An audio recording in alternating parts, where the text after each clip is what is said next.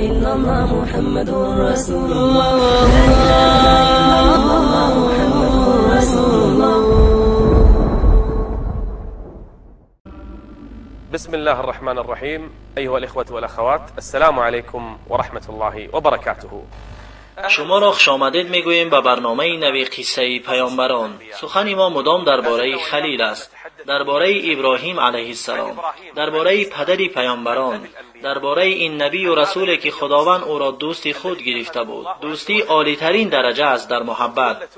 همگی میدانیم که در برنامه گذشته وقتا که سخن درباره ابراهیم خلیل میرفت، خداوند آنها را امر کرد تا خانه بسازند با همراهی پسرش، پسری که ابراهیم علیه السلام سالیان دراز منتظر آمدنش بود، یک عمر طولانی. همین پسر را وقتا که خداوند او را امر کرد ذبحش کند، وقتا که در امتحان پیروز شدند، خداوند آنها را نجات داد.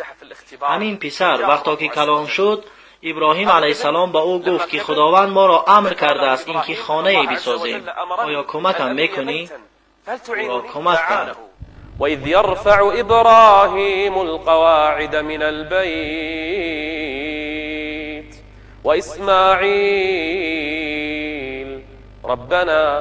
ربنا تقبل منا إنك أنت السميع العليم.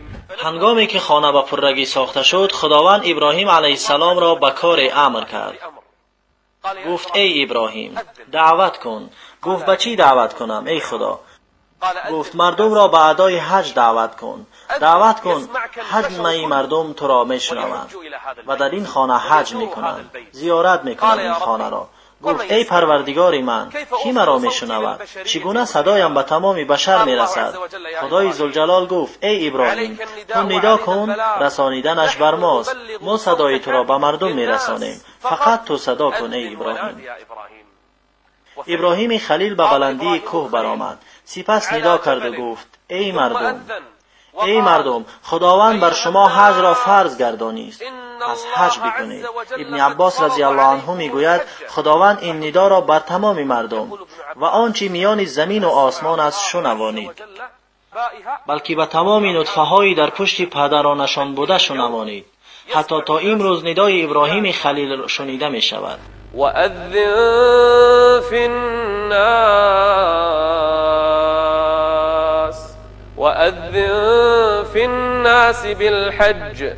وأذن في الناس بالحج يأتوك رجالا.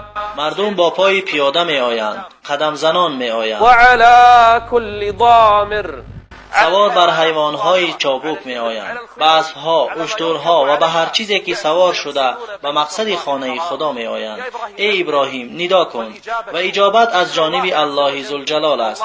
خداوند دلهای مردم را به سوی این خانه هدایت می کند. وأذن في الناس بالحج يأتوك رجالا وعلى كل ضامر يأتين من كل فج عميق ليشهدوا منافع لهم ويذكروا اسم الله. تا امروز مردم به ندای ابراهیم علیه السلام جواب میگویند. تا امروز مردم از امریکا، از جنوب افریقا، از استرالیا، از روسیه و از تمام گوشه زمین این خانه را زیارت میآیند و میگویند لبیک اللهم لبیک، لبیک لا شریک لك لبیک، إن الحمد والنعمة لك والملك لا شريك لك. وأذن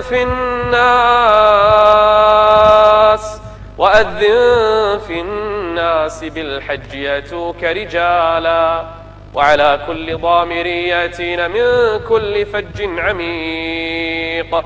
همین مردم که پیروی از دین حنیف میکنند، از دین ابراهیم خلیل علیه السلام میکنند، خانه خدا را زیارت آمده گرد خانه 7 مراتب دور میزنند، بین صفا و مروه سعی میکنند، مادر اسماعیل علیه السلام را به یاد میآورند، آنها رمی جمار میکنند، ابراهیم خلیل را به یاد میآورند، آنها هدیه ها و قربانی ها میکنند، ابراهیم علیه السلام را به یاد میآورند که چگونه این رکن ها را به جا میآورد و مردم از او پیروی میکردند. این ابراهیم خلیل است که خانه را ساخت و مردم را ندا کرد و مردم تا این زمان زیارت خانه خدا را میکنند.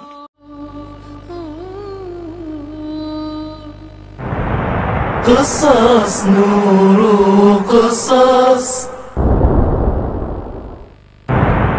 قصص نور قصص حكمة وصبر.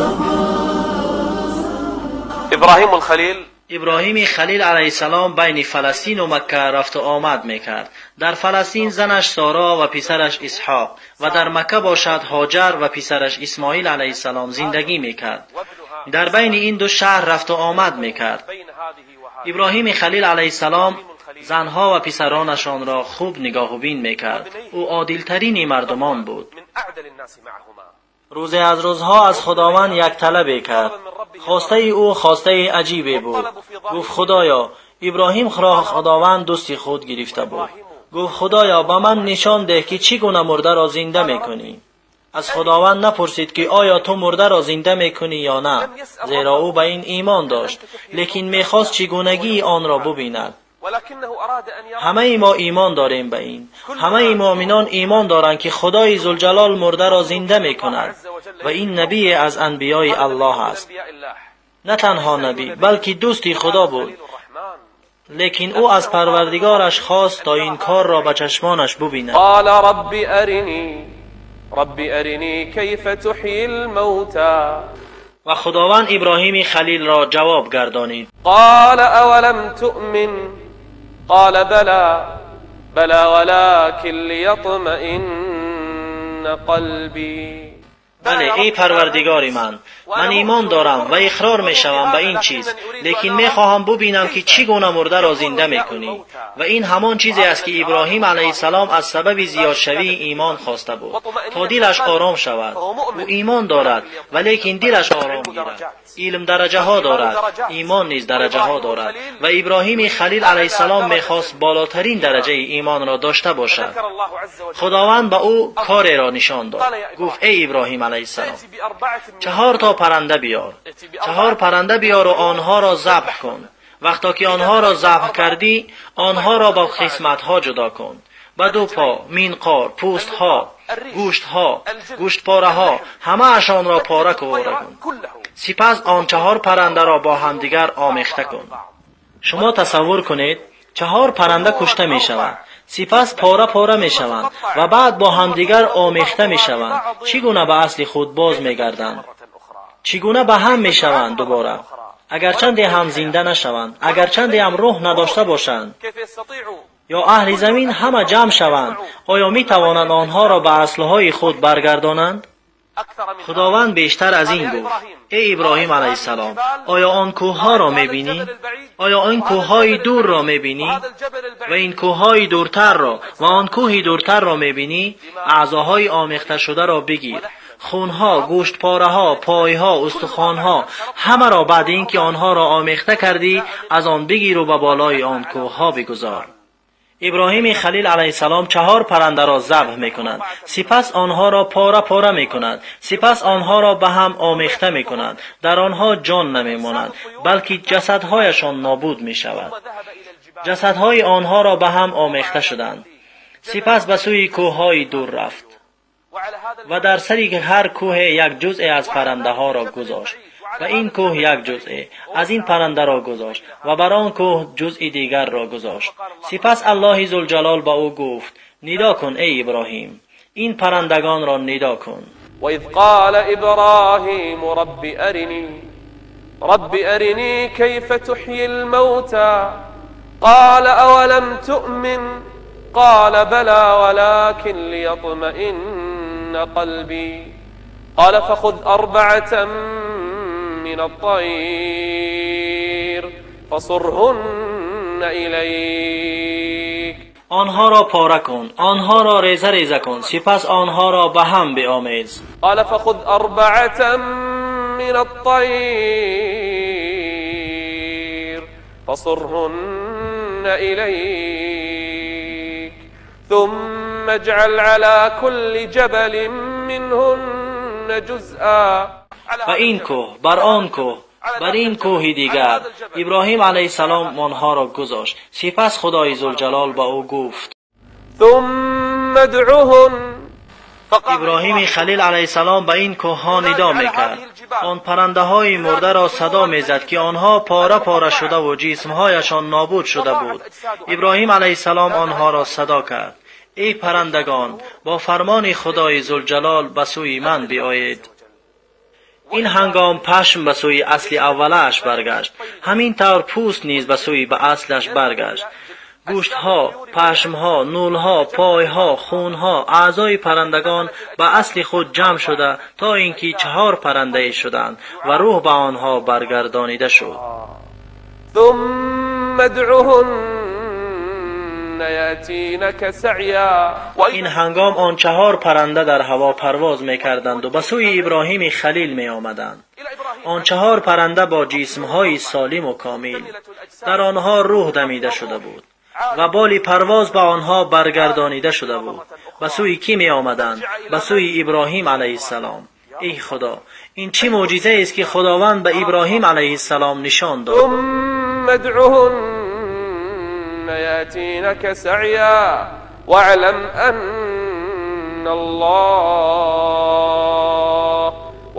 ان الله عزیز حکیم.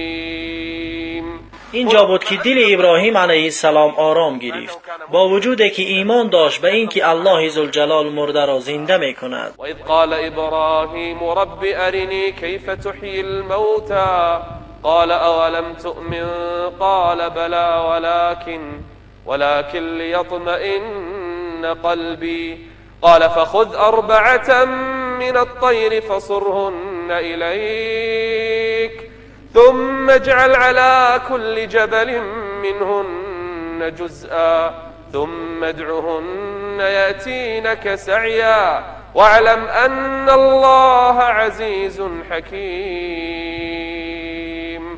ابراهیم خلیل مدام در روی زمین دعوت به سوی خدا میکرد. در فلسطین دعوتش پابرجا بود. در مکه می آمد و مردم را به سوی خدا دعوت میکرد.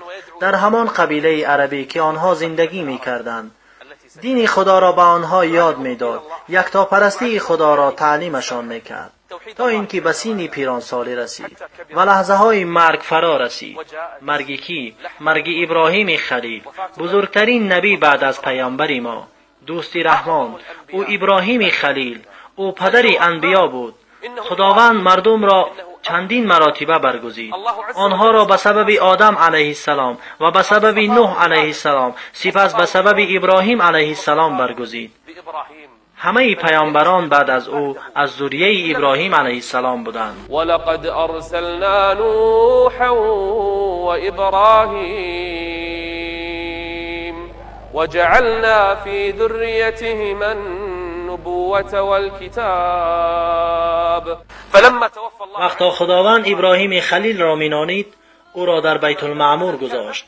همچنانه که او کعبه را بنا کرد، خداوند برای او کعبه در آسمان ساخت و آن را بیت المعمور نام گذاشت. ملائک هر روز آن را زیارت میکنند.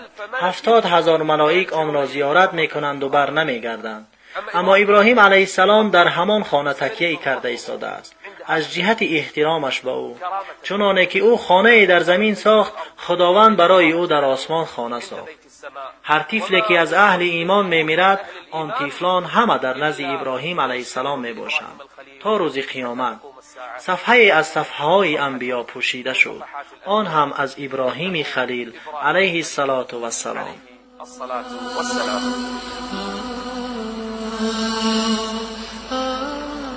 ابراهیم خلیل در فلسطین زندگی میکرد و گاها به سوی مکه به دیدن پسرش اسماعیل علیه السلام و مادر او میرفت. اسماعیل علیه السلام ابن ابراهیم عرب نبود. ابراهیم عرب نبود، لیکن اسماعیل در مکه زندگی میکرد و آنجا بزرگ شده بود. چنانه که در برنامه قبل گفته بودیم، در آنجا قبیله جرهم زندگی میکرد. اسماعیل علیه السلام از آنها عربی آموخت، این لغت فصیح را آموخت. مردم پیش از اسماعیل را عربی عاربه می نامند، اما بعد اسماعیل را عربی مستعربه می نامند که آنها از این قبیله ها لغت عربی را آموختند.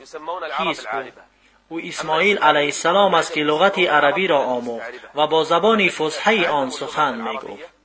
اسماعیل علیه السلام در مکه زندگی میکرد و آنجا بزرگ شده عادتهای آنها را میآموخت. گفتند او اولین کسی است که با زبان عربی فصیح سخن گفته و اولین کسی است که اسب را سوار شده و به آن مشق کرد و آن را در جهاد در راه خداوند استفاده می بود و بعد از او دیگران این کار را تعلیم گرفتند. اسماعیل علیه السلام در مکه زندگی میکرد. آنجا بزرگ شده بود. پدرش به نزدش آمد. خانه خدا را ساختند و پدرش به ذبح اسماعیل علیه السلام مأمور شد و دیگر قصه هایی با اسماعیل و پدرش بود تا اینجا که او ازدواج کرد. از قبیله جرهم اسماعیل علیه السلام ازدواج کرد و یکی از عادتهای خوب او این بود که با وعدهش صادق بود. اسماعیل علیه السلام اگر کسی را وعده میداد در کدام حالتی که نبود به وعدهش وفا میکرد. از جایش تکان نمیخورد اگرچه آفتاب غروب کند، بلکه ساعتها میگذشت او در موعدش میایستاد، اما وعده و قسمش را نمیشکست حتی اگر یک روزی کامل هم منتظر باشد، چنانه که الله ذوالجلال درباره اسماعیل علیه السلام گفته است: واذكر في الكتاب إسماعيل إنه كان صادق الوعد وكان رسولا نبيا. ازدواج کرد اسماعیل علیه السلام. پدرش به خانه او به مهمانی آمد. ابراهیم موسفیدی کلانسال شده بود. آمد تا او را ببیند. در را کوفت. زن در را کشاد. از آن زن پرسید اسماعیل کجاست؟ تو کی هستی؟ گفت من همسرش هستم. ابراهیم خلیل از او پرسید کجاست شوهرت؟ گفت او از پی رزق و روزی برآمده است، کار میکند و برای ما طعام میآورد. ابراهیم خلیل باز پرسید. آن زن نمیدانست که او ابراهیم است و پدری شوهرش است. ابراهیم علیه السلام از او پرسید چگونه از زندگیتان؟ گفت قسم به خدا که زندگی بدی داریم. زندگی امان تنگ و سخت است و از شوهرش شکایت را سر کرد. ابراهیم علیه السلام از او پرسید، از اخلاقش پرسید. وقتی که پرسپاس را تمام کرد با او گفت وقتی که شوهرت آمد از من با او سلام برسان و با او بگو که چوبهای گردیدرش را عوض کند. این زن پی نبرد که ابراهیم علیه السلام از این چوبها چی را در نظر دارد. ابراهیم خلیل رفت و شهر خود بازگشت. وقتی که اسماعیل علیه السلام آمد زنش با او گفت مرد آمد تو را پرسید. گفت چگونه صورت داشت؟ وصفش را کرد. اسماعیل علیه السلام دانست که پدرش بوده است. زن گفت به تو سلام رسانید. سلامش را جواب گردانید. سپس برای تو پیغام گذاشت و گفت چوبهای گردیدرش را عوض کند. نبی خدا اسماعیل علیه السلام از این پی برد که پدرش او را امر کرده است تا زنش را طلاق کند، زیرا که زنی صالحه نبود. پس او را طلاق کرد. بعد از گذشت وقت زنی دیگر گرفت. ابراهیم علیه السلام چون همیشه باز به مکه به زیارت پسرش اسماعیل علیه السلام آمد. در را کوفت. زن در را گشاد.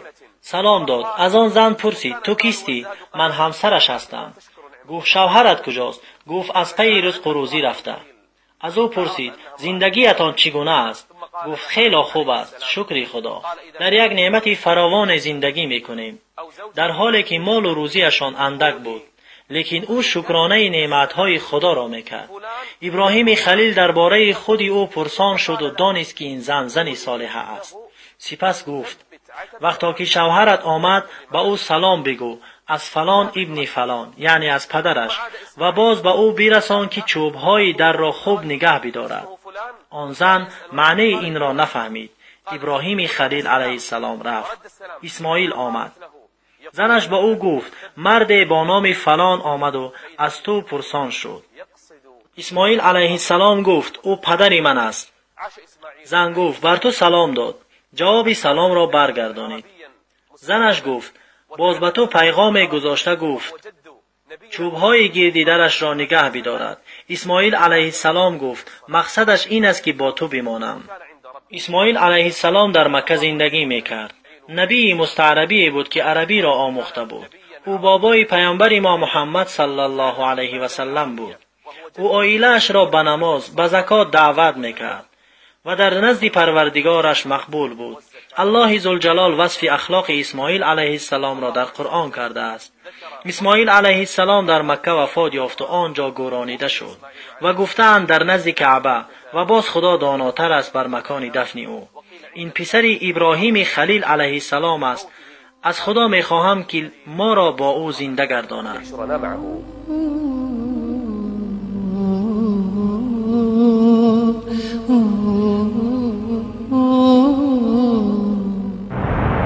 قصص نور قصص قصص نور قصص.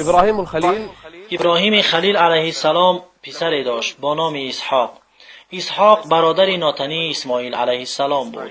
مادر اسماعیل علیه السلام هاجر بود و مادر اسحاق علیه السلام سارا بود که اولین زن ابراهیم خلیل بود.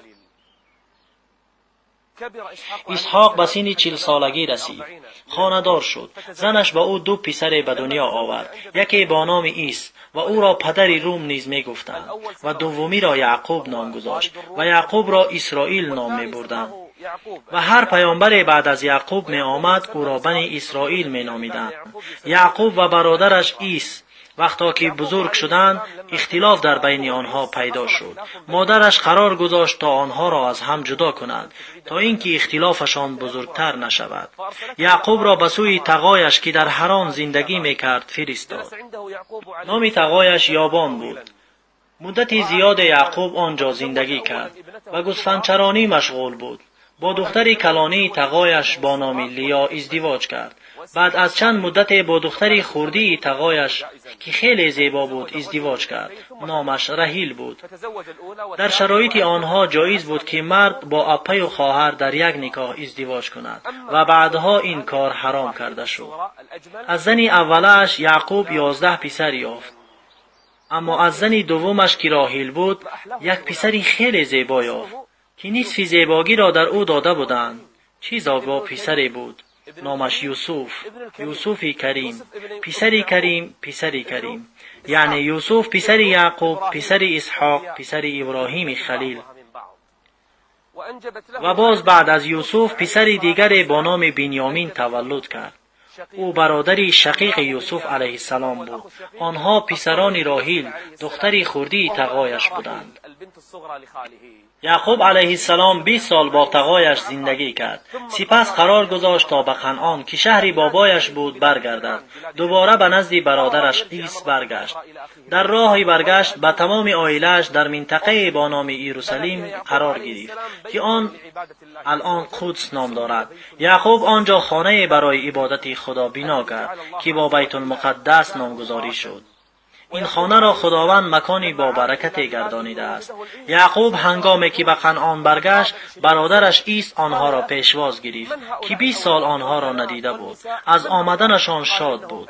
گفت ای برادر، این همه دختران و پسران و زنها کیستند؟ گفت اینها همه از اهل من هستند. پدرش خیلی پیر شده بود، اسحاق علیه السلام. مادرش نیز خیلی پیر شده بود. پدرش که پیر شده بود چشمانش ضعیف شده بودند. با برادرش عیس و پدرش اسحاق در آنجا تا آخری عمر زندگی کردند و آنجا به خاک سپاریده شدند. سپس بعد از یعقوب نبی خدا یوسف علیه السلام آمد. یوسف که نصف زیبایی بر او داده شده بود. او پسر یعقوب علیه السلام بود. ذریه آنها همه انبیا بودند. ابراهیم، بعد ابراهیم اسحاق، سپس یعقوب و بعد یعقوب یوسف علیه السلام. اما ما در برنامه آینده درباره یوسف علیه السلام سخن نمیگوییم. اندک به خفا برمیگردیم. به قصه نبی از انبیای خدا برمیگردیم. قصه کی؟ قصه لوط علیه السلام. زیرا آن در زمان ابراهیم علیه السلام بود، بابای یعقوب علیه السلام. به قصه لوط برمیگردیم. درباره امت سخن میگوییم که به فسادکاری دست زده بودند. امتی پلید فحشکار چون آنها نبود. چگونه است قصه قوم لوط؟ آنها در کجا زندگی میکردند؟ قصه قوم لوط در کجا شروع شده بود؟ در کدام قریه؟ لوط به آنها چی کرد؟ چی رخ داد بین او و بین قومش؟ و خداوند به آنها چی کرد؟ آیا آنها را عذاب داد؟ و عذاب قوم لوط چگونه بود؟ بسیار عذاب سختی که بر دیگر امتان نداده بود. چگونه بود عذاب آنها؟ این است موضوع در برنامه آینده ما ان شاء الله. حتى نلقاكم استودعكم الله والسلام عليكم ورحمة الله وبركاته. قصص نور قصص